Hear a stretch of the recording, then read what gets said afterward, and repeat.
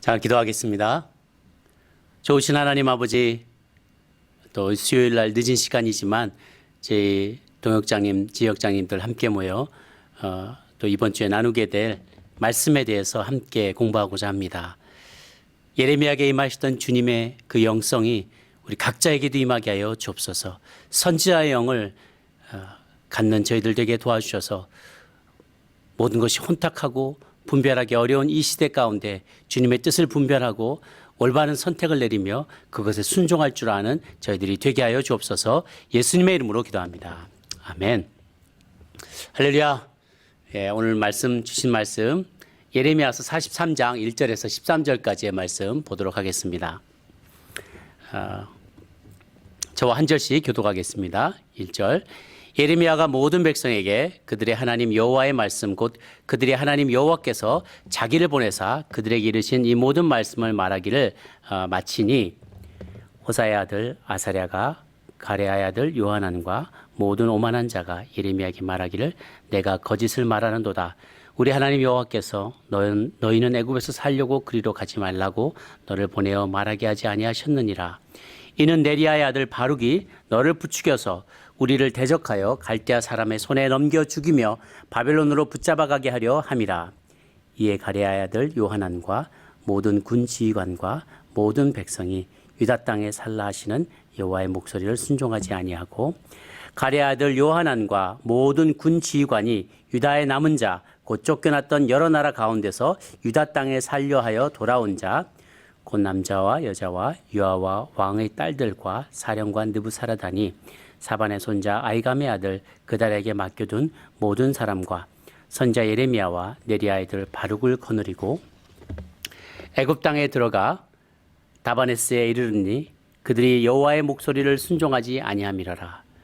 다바네스에서 여호와의 말씀이 예레미야에게 임하여 이르시되 너는 유다 사람의 눈앞에서 내 손으로 큰 돌 여러 개를 가져다가 다바네스에 있는 바로의 궁전 대문의 벽돌로 쌓은 축대에 진흙으로 감추라. 그리고 너는 그들에게 말하기를 만군의 여호와 이스라엘의 하나님께서 이와 같이 말씀하시되 보라 내가 내 종 바벨론의 느부갓네살 왕을 불러오리니 그가 그의 왕좌를 내가 감추게 한 이 돌들 위에 놓고 또 그 화려한 큰 장막을 그 위에 치리라. 그가 와서 애굽 땅을 치고 죽일 자는 죽이고 사로잡을 자는 사로잡고 칼로 칠 자는 칼로 칠 것이라. 내가 애굽 신들의 신당들을 불지르라. 느부갓네살이 그들을 불사르며 그들을 사로잡을 것이요 목자가 그의 몸에 옷을 두름같이 애굽 땅을 자기 몸에 두르고 평안히 그곳을 떠날 것이며. 함께 읽습니다. 그가 또 애굽 왕 벳세메스의 석상들을 깨뜨리고 애굽 신들의 신당들을 불사르리라 하셨다 할지니라 하시니라. 아멘.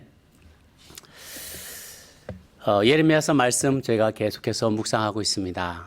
새벽에 들을 때마다 참 이스라엘 백성들은 왜 저렇게도 고집이 셀까? 어떻게 저렇게 불순종할 수 있을까?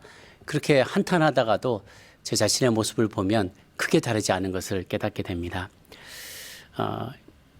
오늘 본문에서 이스라엘 백성들이 예레미야에게 그가 하는 말씀, 하나님 말씀을 듣기를 원하노라고 간절히 부탁하고 막상 예레미야가 백성에게 주는 말씀, 곧 너희들은 애굽으로 도망가지 말고 바벨론의 비록 그들의 압제 아래에 있을지언정 너희들에게 허락한 이 땅에서 그대로 머물러 있으면 언젠가 때가 되면 바벨론의 압제로부터 내가 너희를 해방시켜 줄 것이다. 좋은 날 올 것이다.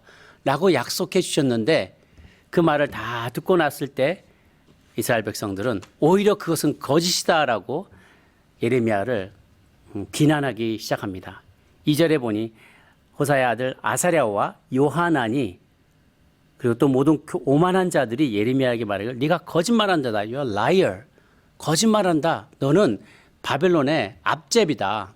그래서 우리로 하여금 우리가 애굽으로 지금 도망가려고 그러는데 잠시 바벨론의 감시가 조금 소홀한 틈을 타서 애굽으로 도망가려고 하는데 그걸 못 가게 막아서 여기서 죽게 만드는 거 아니냐라고 그리고 또 그 이야기는 바룩이 널 부추긴 거 아니냐 3절에 이렇게 얘기를 하는 거죠. 아니다. 이곳에서 유다 땅에 살라고 여호와께서 말씀하셨다. 왜 순종하지 아니하느냐. 결국 그들이 6절에 보면 사반의 손자 아이감의 아들 그달에게 맡겨준 모든 사람과 선지자 예레미야와 네리야의 아들 바둑을 사로잡아서 그들을 다 데리고 강제로 애굽 땅으로 내려가게 하였다고 합니다. 그리고 애굽 땅으로 내려가서 다바네스라는 곳에 정착하게 되죠. 거기에 다시 하나님의 말씀이 예레미야에게 임하는 것입니다.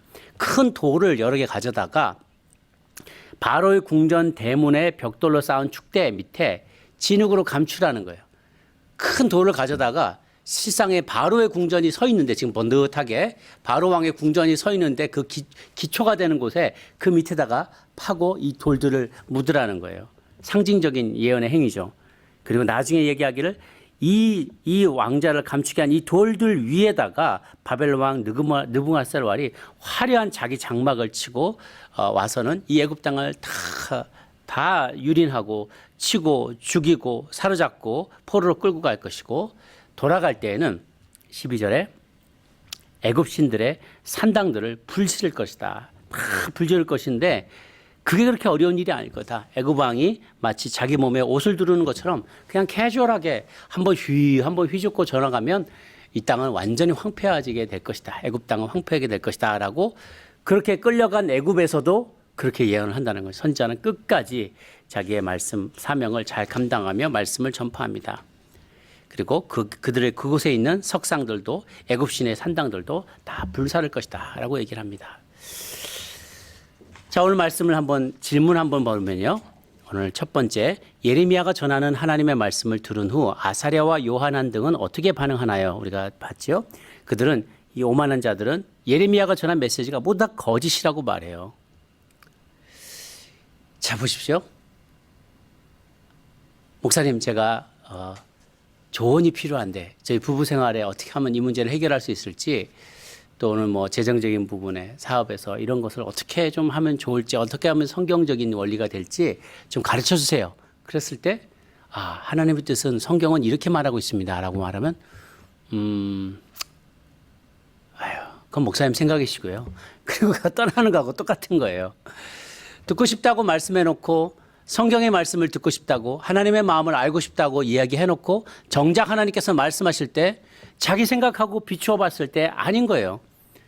그럼 난 그것은 거짓말이다. 그거 당신이 거짓말하는 거다라고 얘기한다는 거죠. 이스라엘 백성들이 그와 같았습니다. 지난 월요일 날 한혜서 목사님도 답정여라는 제목으로 설교를 해주셨는데, 그 마찬가지 말입니다.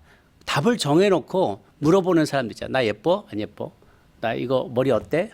이미 좋은 말을 듣고 싶으기를 원하는 말이 있는데 그 말이 들려지지 않으면 불평하고 힘들어하는 거죠. 우리도 기도할 때, 하나님 앞에 나아갈 때 내가 마음을 다 정하고 뜻을 다 정한 다음에 하나님 뭘 원하십니까? 라고 얘기를 해보고 하나님께서 뭐라고 말씀하시는데 내 생각과 달라요. 그럼 뭐 다음에 하든지. 지금 하나님 지금 형편을 몰라서 그러시는데 우리 상황을 지금 모르시는 것 같은데 그게 아닙니다, 하나님. 하면서 자꾸 내가 원하는 답으로 끌고 가려고 하는 마음이 있다는 거죠.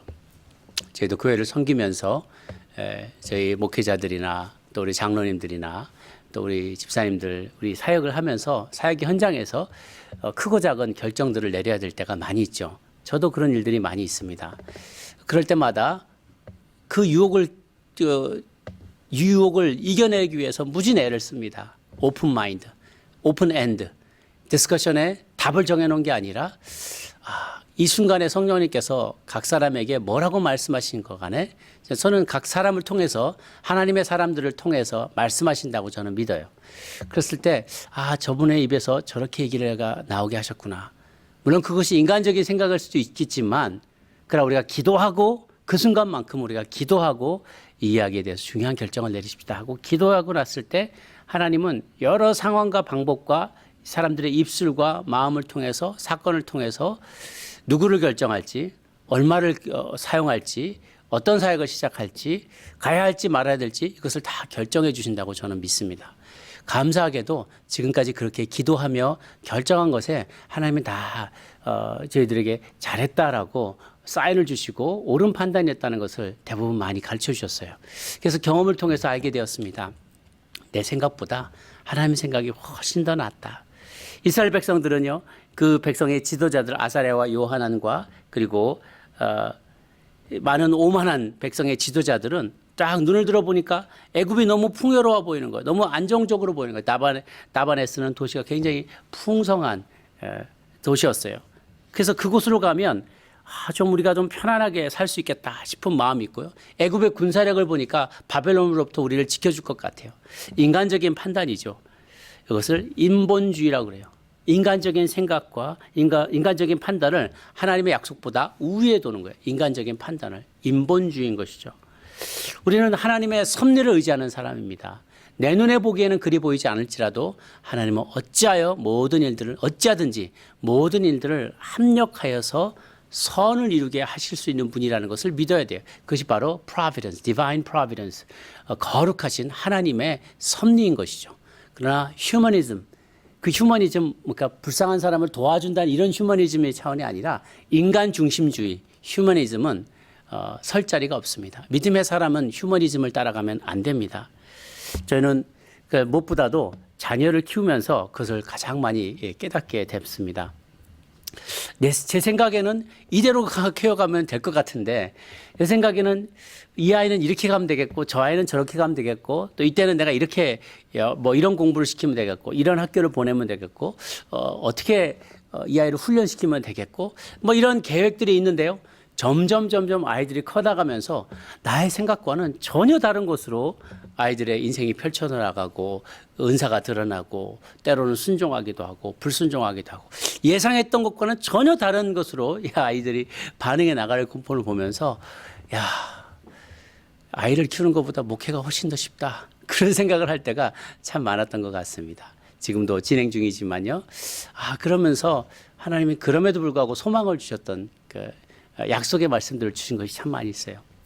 이 아이들은 어떻게 될 것이고, 이 아이들은 어떤 대가를 이루게 될 것이고, 어떤 아이는 정말 예언적인 영성을 갖게 될 것이고, 하나님 주신 약속이 굉장히 많아요. 근데 지금 보면은 참 그게 안 보여요.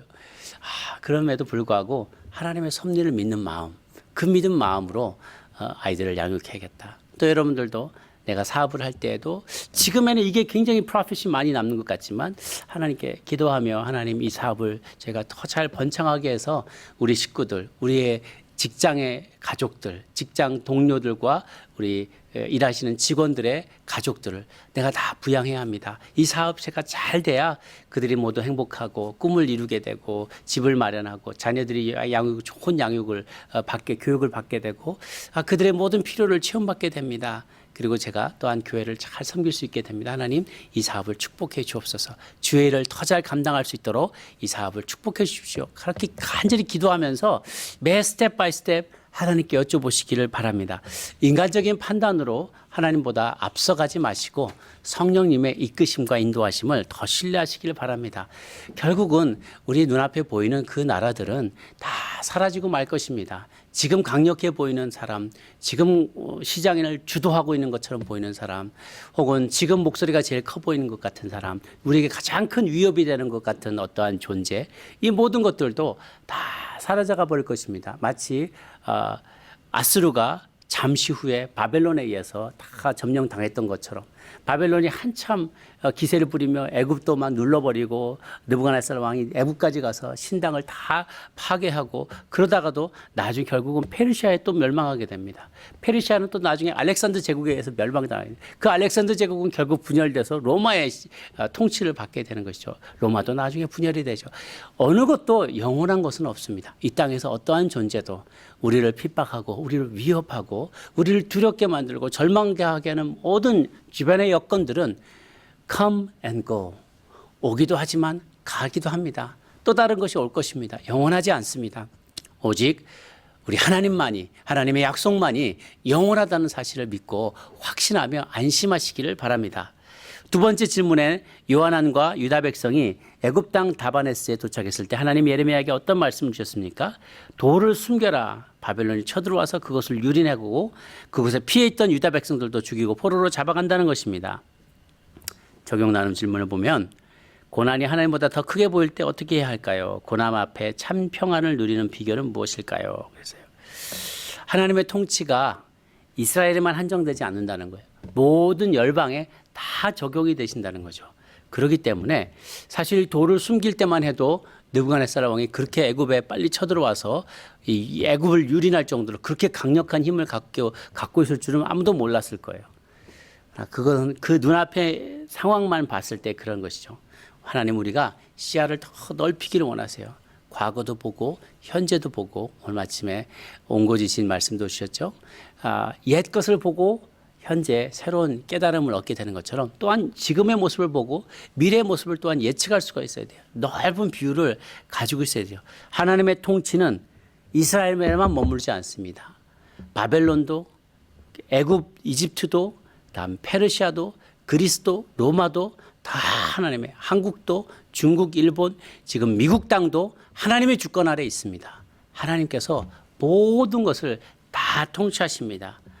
그 하나님 앞에서 우리의 인생의 문제들을 해결받기를 원할 때 그 어떤 문제도 하나님보다 크지 않다는 것을 깨달아야만 합니다. 하나님의 모든 상황에 주권을 갖고 계십니다.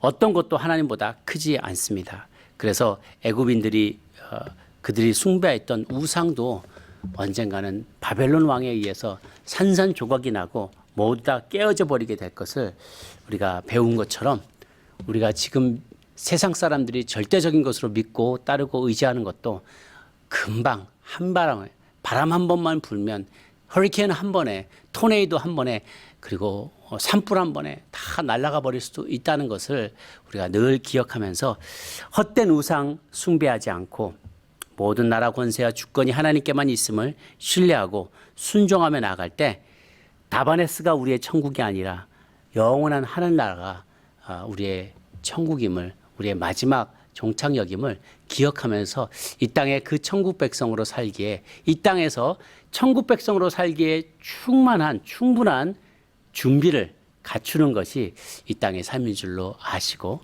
매일매일에 조금씩 더 주님을 닮아가고자 애씀으로 천국에 다다르게 되는 그런 축복이 여러분 모두 있게 되기를 바랍니다.